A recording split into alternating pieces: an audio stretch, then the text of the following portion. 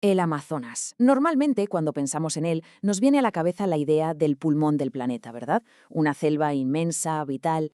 Pero la realidad es que es mucho más que eso. Es una de las últimas grandes incógnitas que nos quedan, un lugar donde las historias de exploradores, de científicos e incluso de los propios lugareños hablan de algo que se escapa a nuestra lógica. Hoy vamos a intentar mirar más allá de ese velo. Y esa es la pregunta central, porque en el corazón de la jungla más grande del mundo, las reglas que damos por sentadas, las que rigen nuestro día a día, a veces parece que simplemente se desvanecen. Y ojo, no estamos hablando de los peligros que uno se imagina, los animales salvajes, el clima extremo, no. Hablamos de otra cosa, de experiencias que rozan lo incomprensible, de relatos que se repiten una y otra vez, contados por gente muy distinta, en puntos muy lejanos de esta selva infinita. Muy bien, vamos a analizar esto como si fuera una investigación, porque lo interesante no es que pase una cosa rara de vez en cuando. Lo interesante es que hay un patrón, una serie de sucesos extraños que se repiten. Estas son, por así decirlo, las piezas del puzzle. Esto es, quizá, lo más común y lo más perturbador que se cuenta. No es miedo, al menos no al principio. Es una sensación instintiva, una percepción constante de que algo te observa. Quienes lo han vivido lo describen como si el propio silencio de la selva tuviera ojos y estuviera simplemente esperando. Imaginemos la escena. Estás en mitad de la noche en tu tienda de campaña y escuchas pasos clarísimos fuera. Sales y no hay nada, ni una sola huella. O esos golpes secos y rítmicos a lo lejos, como si alguien golpeara un árbol pero sin un origen aparente. Lo más increíble es que algunos de estos sonidos se han llegado a grabar, pero al analizarlos o no se capta nada o simplemente no corresponden a ningún animal conocido. Y con esto llegamos a la parte más dura, a la evidencia más inquietante de todas: las desapariciones. Casos en los que no hay forcejeo, no hay pistas, no hay un final. Las personas sencillamente se esfuman. Lo que de verdad llama la atención de esta tabla es el patrón. Es casi un protocolo. Mirad esto. Los campamentos aparecen intactos. La comida, las mochilas, los objetos personales, todo está en su sitio, perfectamente organizado, como si la persona fuera a volver de un momento a otro.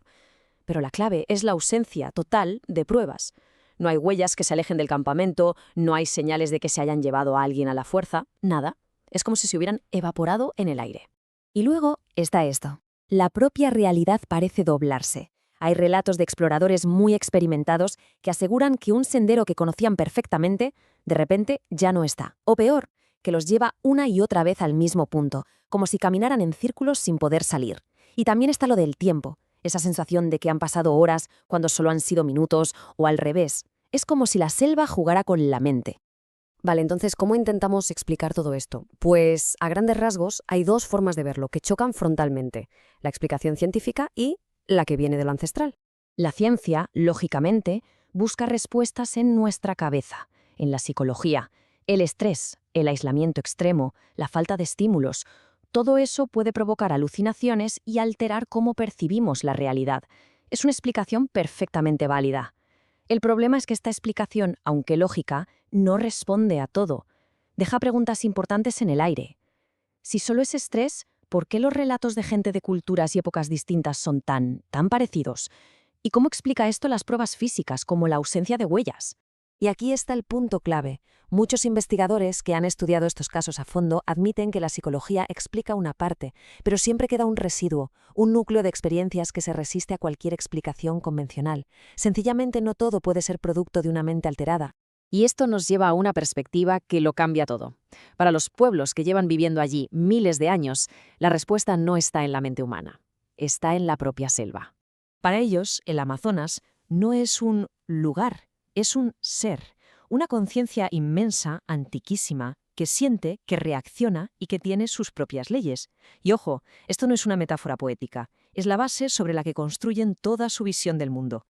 Ahora, comparemos estas reglas con los misterios que hemos estado viendo. ¿Zonas prohibidas que no se deben pisar? ¿Les suena a gente perdida en bucles? ¿Fuerzas invisibles que protegen? ¿Les suena a esa sensación de ser observado? ¿Que la selva desorienta a quien no la respeta? Las creencias indígenas no solo describen los fenómenos, les dan una intención, un porqué. Así que nos encontramos en un punto muerto fascinante, un lugar donde la evidencia desafía a las explicaciones, donde la ciencia llega a su límite y la sabiduría ancestral ofrece una alternativa que, cuanto menos, da que pensar. Quizá la verdadera lección de todo esto no sea encontrar una respuesta cerrada, sino aceptar que nuestro mundo todavía tiene lugares que funcionan con unas reglas que no comprendemos, un recordatorio muy potente de que no todo está ya descubierto ni cartografiado. Y esa es la gran pregunta que se queda flotando en el aire al final de todo esto.